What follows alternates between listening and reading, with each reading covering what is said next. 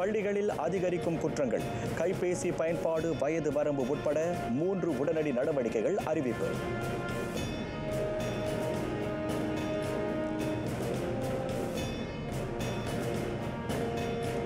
ஈராயிரத்து 27 பள்ளிகளில் அறிமுகம் காண்கிறது பண்பு நலன் வடிவாக்க திட்டம். உயர்நெறி மிக்க மாணாக்கரை உருவாக்கும்.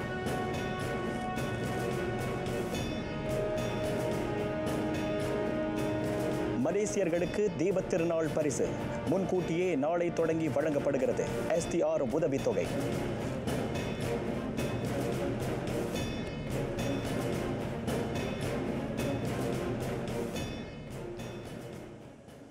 வணக்கம், சலாம் மலேசிய மடானி. ஆர்த்தியம் தமிழ் செய்திகள் உங்களுக்காக.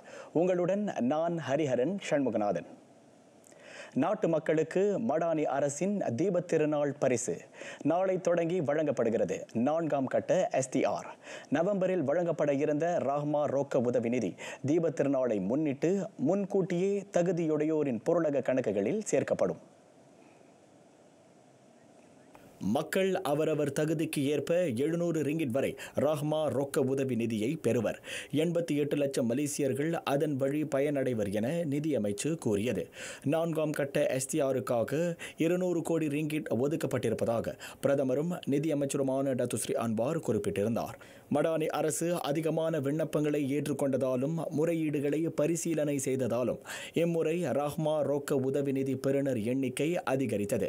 முதலாம் கட்ட STR திட்டத்தை காட்டிலும் இம்முறை கூடுதலாக 5 லட்சம் பேர் பயனடைவர். வாழ்க்கை செலவின அதிகரிப்பை கருத்தில் கொண்டு குறைந்த நடுத்தர வருமானம் பெறுவோருக்கு உதவும் நோக்கில் STR வழங்கப்படுகிறது. பெருநாள் காலத்தின் போது உதவி நிதி பகிர்ந்தளிக்கப்படுவது மக்களின் நிதி சுமையை குறைக்கும் என டத்துஸ்ரீ அன்வார் நம்பிக்கை தெரிவித்தார். அதிகரித்து வரும் பள்ளிசார் குற்றங்களை ஒடுக்க அமைச்சரவை அதிரடி. பள்ளிகளில் பாதுகாப்பு விவகாரங்களை கையாள 3 உடனடி நடவடிக்கைகள் பரிந்துரைக்கப்பட்டுள்ளன. கல்விக் கழகங்களில் தலை தூக்கியுள்ள வன்பகடி வன்முறைகள் கலக்கமளிப்பதாக பிரதமர் டத்துஸ்ரீ அன்வார் இப்ராஹிம் தெரிவித்தார். பள்ளிகளில் கண்காணிப்புகளை வலுப்படுத்துவது, 16 வயதுக்கு கீழ்ப்பட்டவர்கள் கைபேசிகளை பயன்படுத்துவதை தடை செய்வது, கல்வி முறையின் உள்ளடக்கங்களை மேம்படுத்துதல் ஆகிய 3 நடவடிக்கைகள் அவை என பிரதமர் விவரித்தார். இது குறித்த மேலதிக விவரங்களை கல்வி அமைச்சர் ஃபர்லினா சிடிக் வெளியிடுவார். போலீஸ் உள்துறை அமைச்சுடன் பேச்சுக்கள் நிறைவடைந்துள்ள நிலையில் பள்ளிகளில் பாதுகாப்பை வலுப்படுத்த உடனடி நடவடிக்கைகள் எடுக்கப்படும். சமூக ஊடகமும் இணைய விளையாட்டுகளும் மாணாக்கரிடையே பெரும் தாக்கத்தை ஏற்படுத்துகின்றன. அதுவே பல குற்ற செயல்களுக்கும் வழிவகுக்கிறது. அதனால் 16 வயதுக்கு உட்பட்ட மாணவர்கள் விவேக கைபேசியை பயன்படுத்த தடை செய்யும் நடவடிக்கை குறித்து ஆய்வு மேற்கொள்ளப்படுகிறது. புத்ராஜயாவில் வெள்ளிக்கிழமை தொழுகையை நிறைவு செய்த பின்னர் டத்துஸ்ரீ அன்வார் செய்தியாளரிடம் பேசினார். இதனிடையே பள்ளிகளில் கண்டறியப்படும் பகடி சம்பவங்களை மறைக்கக்கூடாது என பள்ளி நிர்வாகத்துக்கும் பெற்றோர் ஆசிரியர் சங்கத்துக்கும் பிரதமர் நினைவுறுத்தினார். வன்பகடியில் ஈடுபடுவோரை பாதுகாப்பது குற்ற செயலாக கருதப்படும். பள்ளிகளில் மாணாக்கர் பகடி வதைகளிலும் சண்டைகளிலும் ஈடுபடுகின்றனர். ஆனால் பள்ளி நிர்வாகங்கள் அவற்றின் நற்பெயரை காக்கவே முனைகின்றன. அதனால் இதுபோன்ற குற்ற செயல்களை கையாள்வதில் சிக்கல் ஏற்படுவதாக டத்துஸ்ரீ அன்வார் குறிப்பிட்டார். பண்பு நலன் வடிவாக்க திட்டம். அதன் அறிமுகத்துக்கு பின் நாட்டின் கல்வி முறைமை பெரும் முன்னேற்றத்தை காணவிருக்கிறது. பண்பட்ட, நேர்மையான, பொறுப்பான மாணாக்கரை உருவாக்கும் நோக்கில் 2027 பள்ளி பாடத்திட்டத்தின் முதன்மை கூறாக அது விளங்கும் என கல்வி அமைச்சு கோடி காட்டியது. மாணாக்கர் நன்னெறி மேம்பாட்டை முழுமையாகவும் கட்டமைப்பாகவும் தொடர்ச்சியாகவும் வலுப்படுத்த பண்பு நலன் வடிவாக்க திட்டம் முக்கிய வியூகமாக அமைகிறது. பாலர் பள்ளி நிலையில் தினசரி கற்றல் நடவடிக்கை வாயிலாக ஒருங்கிணைந்த அணுகுமுறையாக அது செயல்படுத்தப்படும். தொடக்க இடைநிலை பள்ளிகளில் கட்டமைக்கப்பட்ட பண்பு நலன் உருவாக்கத்துக்கு வாரத்துக்கு 60 நிமிடங்கள் ஒதுக்கப்படும். நற்பண்புகளை உள்வாங்குதல், நேர்மறை நடத்தையை வடிவமைத்தல், மாணாக்கர் அன்றாட வாழ்வில் மரியாதை, ஒழுக்கம் ஆகியவற்றை ஏற்றுக்கொள்ளுதல் போன்றவற்றிலும் அந்த திட்டம் நுண்ணோக்குகிறது. உயர் நெறியும் நட்பண்பும் நிறைந்த தலைமுறையை உருவாக்கும் நாட்டின் அவாவுக்கு ஏற்ப அது அமைவதாக கல்வி அமைச்சு விவரித்தது. சமூக ஊடக பயனர் வயது வரம்பை 13 16 உயர்த்தும் பரிந்துரையை அரசு ஆராய்கிறது. மெய்நிகர் உலகில் இளம் பயனர் பாதுகாப்பை அது உறுதி செய்யும் என தொடர்பு அமைச்சர் டத்தோ ஃபாமி ஃபடில் கோடி காட்டினார். ஆஸ்திரேலியா, இந்தோனேசியா உள்ளிட்ட நாடுகள் அத்தகைய வயது வரம்பை செயல்படுத்தியுள்ளன. நடப்பில் உள்ள சட்டத்தின் அடிப்படையில் அதனை செயலாக்க இயலும். இதுகுறித்து சிங்கப்பூரில் அடுத்த வாரம் நடைபெறும் கூட்டத்தில் விவாதிக்கப்படும் என டத்தோ ஃபாமி கூறினார். அக்டோபர் 26 முதல் 28 வரையில் ஸ்லாங்கூர் அரசு பணியாளர்கள் வீட்டிலிருந்து வேலை செய்ய தளர்வு வழங்கப்படுகிறது. ஆசியான் உச்சநிலை கூட்டத்தை முன்னிட்டு அந்த நடவடிக்கை மேற்கொள்ளப்படுவதாக மந்திரி பசார் டத்தோ ஸ்ரீ அமீருடின் ஷாரி தெரிவித்தார். மாநில அரசு ஊழியர்களும் அரசு தொடர்புடைய முதலீட்டு நிறுவன பணியாளர்களும் தத்தம் மேலதிகாரிகளின் அனுமதியுடன் வீட்டிலிருந்து வேலை செய்ய அனுமதிக்கப்படுகின்றனர். ஆசியான் உச்சநிலை கூட்டம் நெடுகிலும் கோலாலம்பூர், ஸ்லாங்கூரில் 6 நெடுஞ்சாலைகளும் 26 முதன்மை சாலைகளும் கட்டம் கட்டமாக மூடப்படுகின்றன.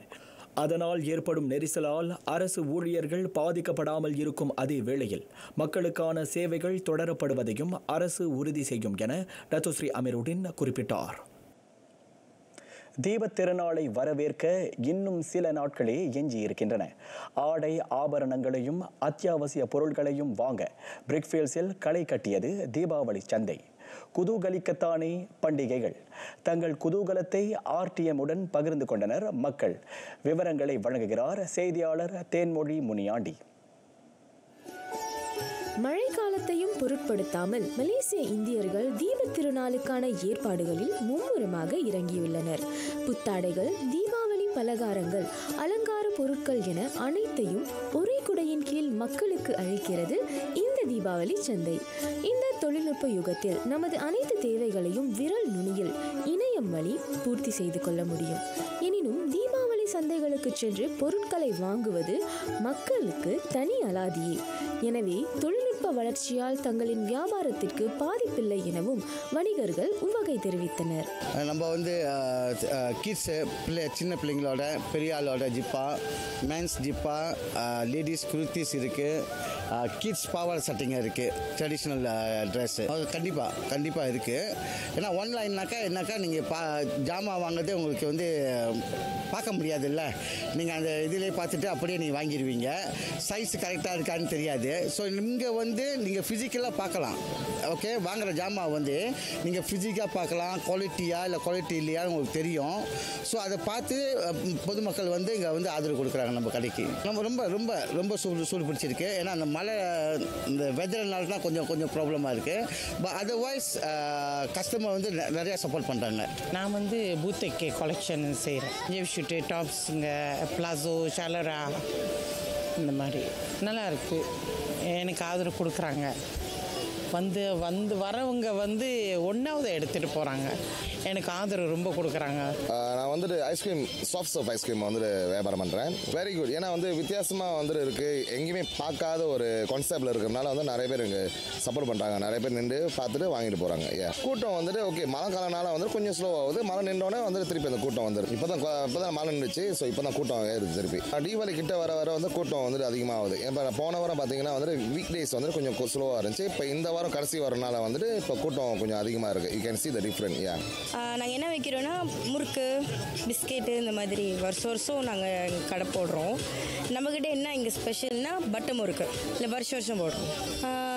இன்னும் ஏறல ஆக்சுவலி. ஏன்னா இதுதான் லாஸ்ட் வீக்கு. ஸோ இனிமேல் தான் கூட்டம் ஏறுவாங்க. அதுவும் மழையாக இருக்கா, ஸோ வராங்க குறவாக இருக்கு. ஆனால் இனிமேல் தான் ஏறுவாங்க. கூட்டம் சப்போர்ட் பண்ணுறாங்க. நேரில் வாங்கி சாப்பிட்டு டேஸ்ட் எப்படி இருக்குன்னு பார்த்து இது பண்ணி ரொம்பவே சப்போர்ட் பண்ணுறாங்க.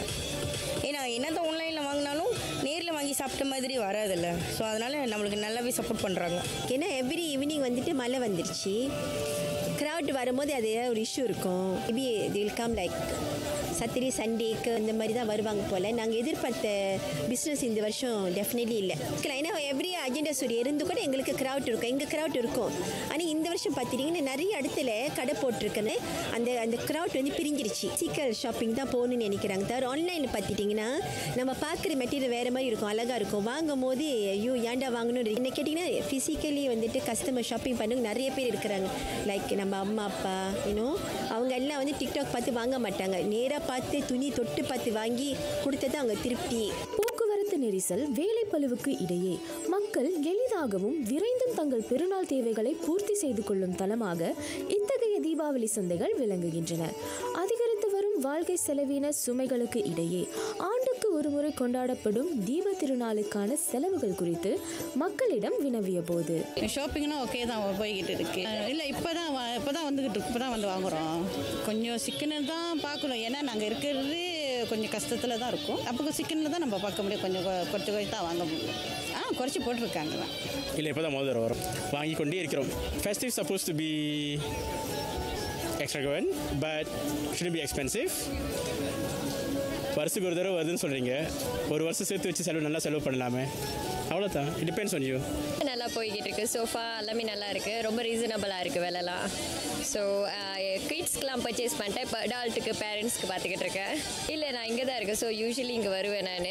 பட் தீபாவளியோட இது இன்றைக்கி தான் வந்திருக்கேன். ஸோ எல்லாத்தையும் ரவுண்ட் பண்ணி பார்க்கலான்னு தான். கண்டிப்பாக பட்ஜெட்டோட செலவு பண்ணால் பெட்டர்னு நினைக்கிறேன். ஏன்னா அப்புறம் ஃபுல்லாக செலவு பண்ணிட்டா அப்போ கொஞ்சம் கஷ்டம் தான் எல்லாத்துக்கும். இப்போ தான் ஆரம்பிக்கிறேன்.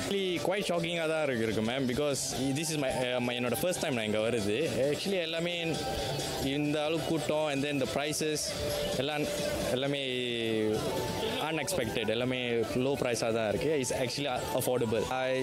Because I think yes ma'am, because இங்கே கொஞ்சம் விலை குறவாக இருக்குது. பிகாஸ் அங்கே யூஸ்வலி பின்னைங்கள் எல்லாம் ஷாப் லாட்ஸாக இருக்கும், இங்கே டென்ட் போட்டு எல்லாம் செஞ்சுருக்காங்க. So it's quite different ma'am. அப்படிலாம் ஒன்றும் இல்லைக்கா, தீபாவளி வருஷத்துக்கு ஒரு தடவை தான் வருது. ஸோ அதுக்காக உள்ள எக்ஸ்பென்சஸை பார்த்துட்டு தீபாவளிக்கு நம்ம என்ன பிடிச்சதை வாங்குறோமோ வருஷத்துக்கு ஒரு தடவை தான் வாங்குது. ஸோ பிரச்சனை இல்லை, செலவு பண்ணுறது பிரச்சனை இல்லை நினைக்கிறேன்.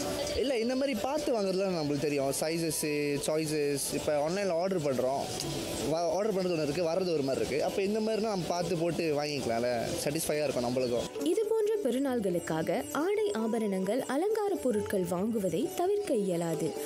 அதற்கான ஓரிட மையமாக திகழும் இதுபோன்ற தீபாவளி சந்தைகள் நம் தேவைகளை நிறைவேற்றுவதுடன் நம் அவாக்களையும் பூர்த்தி செய்கின்றன.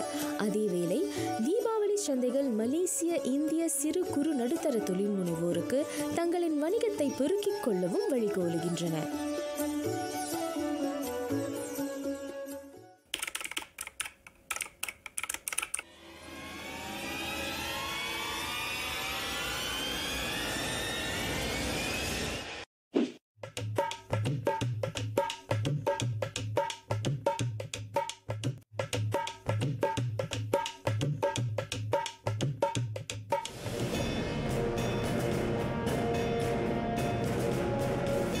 முன் கிடைத்த தகவல், ஹை தீபாவளி வந்துருச்சு, அங்க என்ன நிலவரம்? நன்றி ரேணுகா, நான் முருகுக்கு நன்றி சொன்னேன். தீப திருநாளை முன்னிட்டு செய்தி அறையில் பரபரப்பு. என்னமோ மறந்துட்டேன், ஒரு முறை பார்த்துட்டுமா?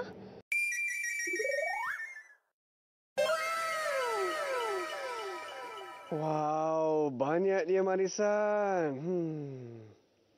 Kawan-kawan, jomlah makan.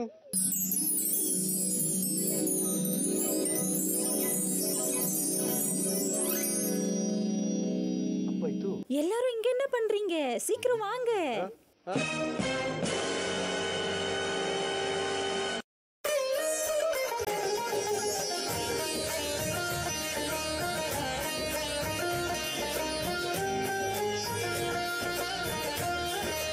தீபாவளி வந்தாச்சு, இன்பம் நீங்கி போயாச்சு, நன்மை வந்து நம் வீட்டில் பூத்தாச்சு. தீபாவளி வந்தாச்சு, இன்பம் நீங்கி போயாச்சு, நன்மை வந்து நம் வீட்டில் பூத்தாச்சு.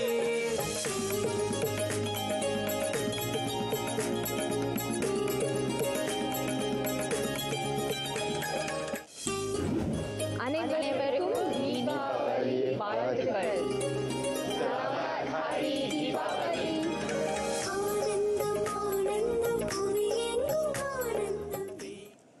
நாட்டில் கலைகளும் எழுத்து படைப்புகளும் உயிர்ப்புடன் இருக்கும் நடவடிக்கைகளை தேசிய நிலநிதி கூட்டுறவு சங்கம் தொடர்ந்து முன்னெடுத்து வருகிறது. அவ்வகையில் முத்தாய்ப்பாய் விளங்கிய இலக்கிய போட்டிகளுக்கான பரிசுகளை வெற்றியாளர்கள் தட்டி சென்றனர். தேசிய நிலநிதி கூட்டுறவு சங்கத்தின் தான் ஸ்ரீ KR சோமா மொழி இலக்கிய அறவாரியத்தின் 33ஆம் ஆண்டு பரிசளிப்பு விழா நேற்று நடைபெற்றது. 2025ஆம் ஆண்டு அறவாரியம் நடத்திய சிறுகதை, மரபு கவிதை, புது கவிதை, கட்டுரை போன்ற இலக்கிய போட்டிகளில் வெற்றி பெற்றவர்களுக்கு பரிசுகள் வழங்கி சிறப்பு செய்யப்பட்டது. இந்த ஆண்டு நல்ல ஒரு பங்கேற்பு, ஏறக்குறைய நாடு அளவில் 150க்கு மேலே உள்ள போட்டியாளர்கள் கலந்து கொண்டாங்க. அதில் மூத்த எழுத்தாளர்களும் சரி, இப்போ புது எழுத்தாளர்களும் நல்ல தரமான படைப்புகளை படைத்தார்கள். ஆக இந்த நிகழ்வு இந்த நாட்டில் தமிழ் வளரும் அப்படின்ற ஒரு எண்ணத்தில் செய்து வருகிறார்கள் இந்த கூட்டுச்சங்க அறவாரியம்.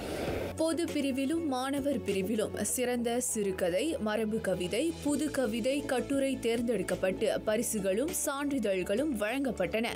வளரும் தங்களுக்கு இந்த போட்டி பெரும் ஊக்கமளிப்பதாக வெற்றியாளர்கள் சிலர் குறிப்பிட்டனர். 2020 கோவிட் ஆரம்ப காலத்தில் தான் கவிதை மேலே ஆர்வம் கொண்டு எழுத ஆரம்பித்தேன். அந்த ஆர்வம் தான் இன்றைய நிலையில் எனக்கு முதல் பரிசு கிடைக்க வாய்ப்பு அமைந்துள்ளது.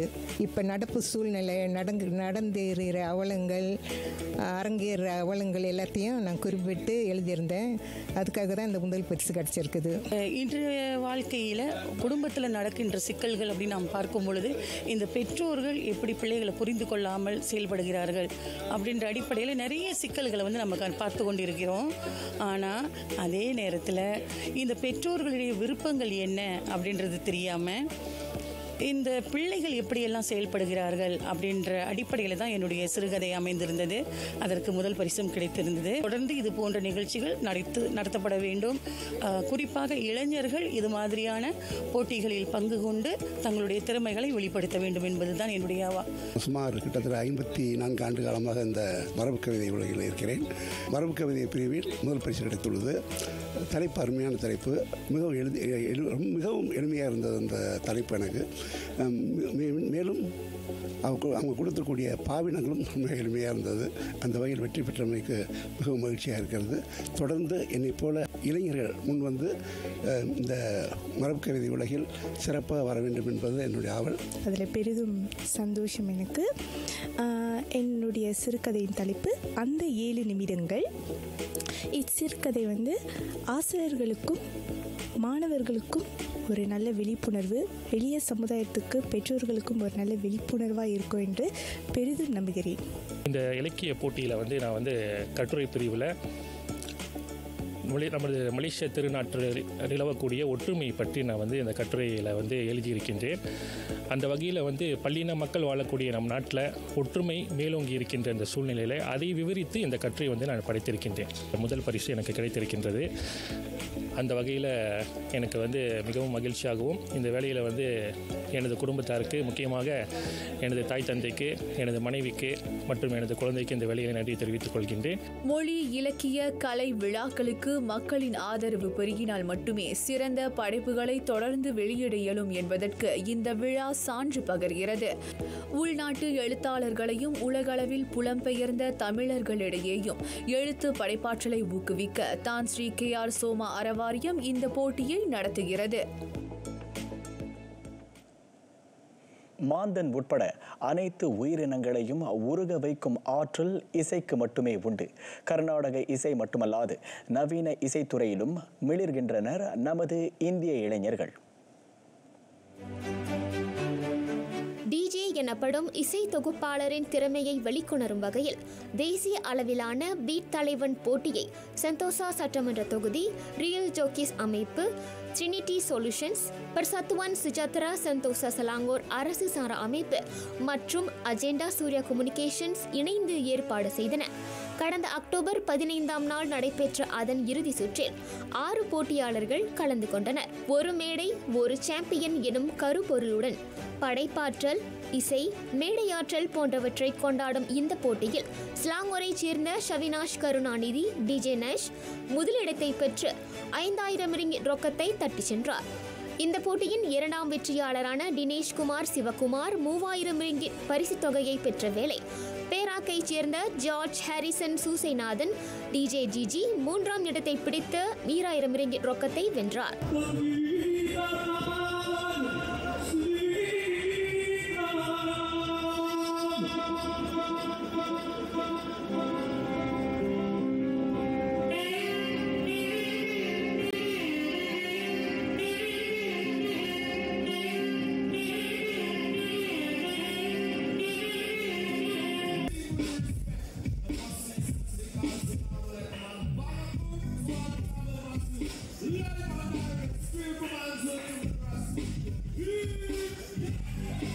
நான்காம் நிலை வெற்றியாளராக தேர்ந்தெடுக்கப்பட்ட ஜொஹூர் மைந்தனான ஸ்ரீதரன் டிஜே தர்ஷுக்கு 1000 ரிங்கிட் பரிசாக வழங்கப்பட்டது.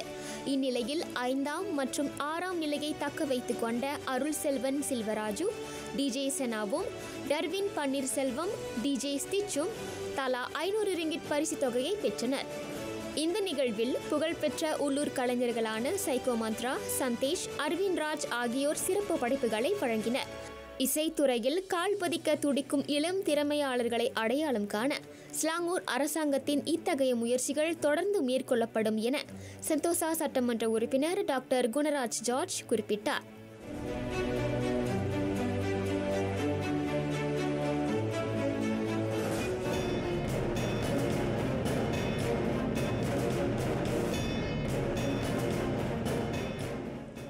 காசாவில் சண்டை நிறுத்த வாக்குறுதிகளை ஹமாஸ் கடைபிடிக்க தவறினால் அமெரிக்காவின் தலையீட்டை தவிர்க்க இயலாது என அதிபர் டொனால்ட் ட்ரம்ப் எச்சரித்துள்ளார். அதேவேளை ஹமாஸ் தரப்பு மேலும் 2 பிணையாளிகளின் சடலத்தை இஸ்ரேலிடம் ஒப்படைத்தது. காசாவில் உயிரிழந்த இஸ்ரேல் பிணையாளிகளின் உடல்கள் அனைத்தையும் ஒப்படைப்பதற்கு சில காலம் ஆகக்கூடும் என கூறிய ஹமாஸ், அவர்களின் சடலங்கள் இஸ்ரேல் தாக்குதல்களில் அழிக்கப்பட்ட சுரங்கங்களிலும் இடிந்த கட்டடங்களுக்கு அடியிலும் புதையுண்டு இருப்பதாக கூறுகிறது.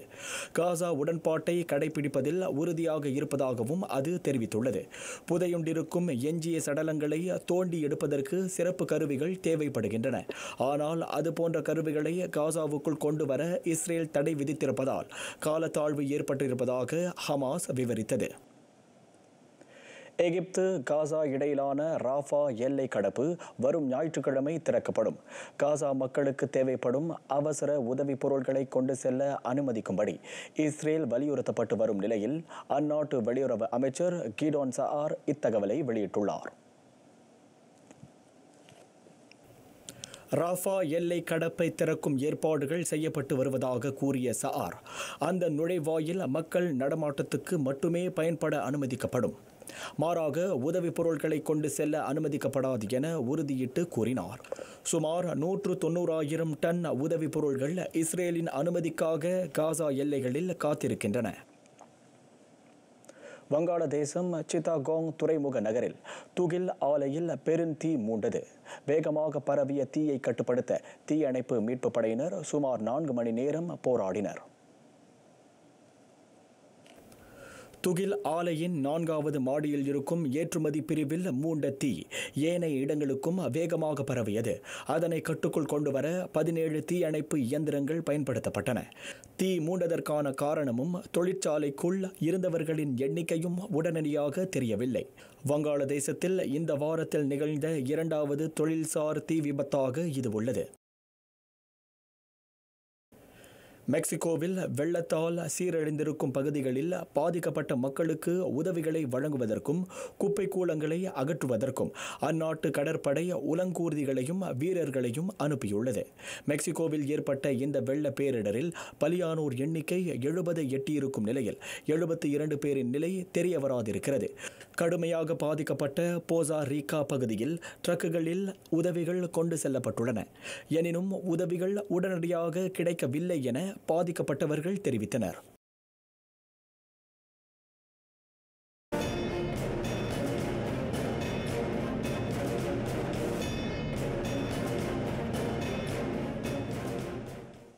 ஹரிமாவ் மலாயாவை சார்ந்த 7 கலப்பின வீரர்கள் நிலை குறித்து ஃபீஃபா முடுக்குவிட்டிருக்கும் விசாரணையின் எதிரொலி.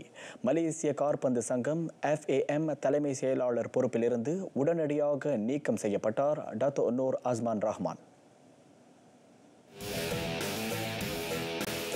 FAM துணைத் தலைவர் டத்தோ எஸ் சிவசுந்தரம் சிறப்பு செய்தியாளர்கள் கூட்டத்தில் அந்த தகவலை உறுதிப்படுத்தினார். அந்த விவகாரத்தை சுயேட்சை அமைப்பு எவ்வித தலையீடின்றி விசாரணையை தொடர்வதற்கு ஏதுவாக டத்தோ நூர் ஆஸ்மான் அப்பொறுப்பிலிருந்து நீக்கப்படுவதாக டத்தோ சிவசுந்தரம் தெளிவுபடுத்தினார்.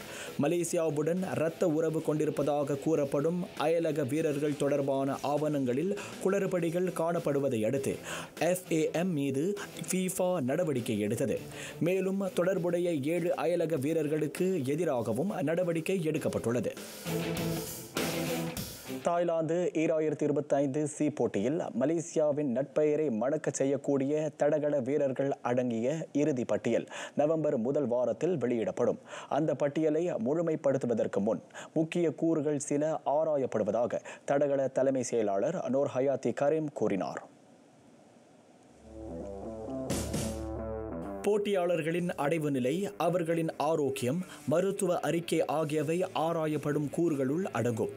சி போட்டிக்கு முன்னேறுவதற்குரிய விளையாட்டாளர்கள் அடையாளம் காணப்பட்டுள்ளனர். இருப்பினும் அவர்கள் தேர்வு செய்வதற்கு முன்னர் சில நடைமுறைகளை கடக்க வேண்டியுள்ளதை நூர் ஹயாத்தி கரீம் சுட்டினார். 2025 பாலின தலைமைத்துவ கருத்தரங்கு மற்றும் ஆய்வரங்கை அறிமுகம் செய்யும் ஊடகத்தார் சந்திப்பில் அவர் இவ்விவரங்களை வெளியிட்டார். அந்த கருத்தரங்கு இம்மாதம் 22 தொடங்கி 26 வரை நடத்தப்பட திட்டமிடப்பட்டுள்ளது. தென்கிழக்காசிய நாடுகளுக்கு இடையிலான அந்த போட்டியில் இம்முறை மலேசியாவை நிகர்த்து நட்சத்திர பூப்பந்து வீரர்கள் களமிறக்கப்படுவர். நாட்டின் மாண்பை காக்க அந்த முடிவு எடுக்கப்பட்டதாக மலேசிய பூப்பந்து சங்கம் BAM தலைமை செயலாளர் டத்தோ கெனிகோ தெரிவித்தார். பயிற்றுனருடன் ஆழமாக கலந்தாலோசிக்கப்பட்ட பின்னரே அது குறித்து தீர்மானம் செய்யப்பட்டது. தாய்லாந்தில் டிசம்பர் 9 தொடங்கி 20 வரையில் அரங்கேறும் சி போட்டிக்கு பலம் பொருந்திய பூப்பந்து அணியை அனுப்ப வேண்டிய காலம் கனிந்துவிட்டதாக டத்தோ கெனிகோ குறிப்பிட்டார்.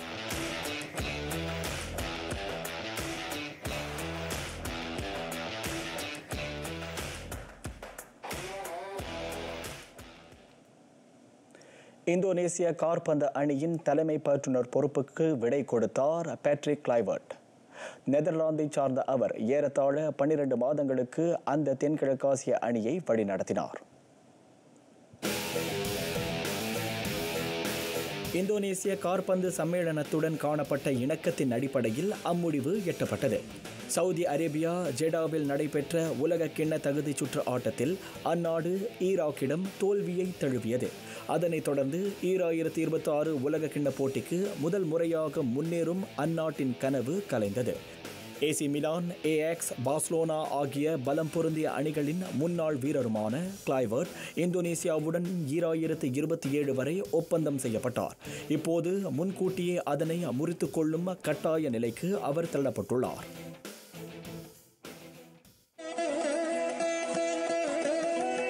புதிய ஆத்திசூடி சூரரை போற்று, யாருக்கும் அஞ்சாமல், மனதில் எந்தவித குழப்பமும் கலக்கமும் இன்றி தான் கொண்ட லட்சியத்திற்காக தன்னையே அர்ப்பணித்து அதில் வெற்றி அடைபவர்களை நிச்சயமாக போற்ற வேண்டும் என அறிவுறுத்துகிறார் முண்டாசு கவிஞர் பாரதி. நிறைவடைகின்றன RTM தமிழ் செய்திகள். எங்களோடு இணைந்ததற்கு நன்றி.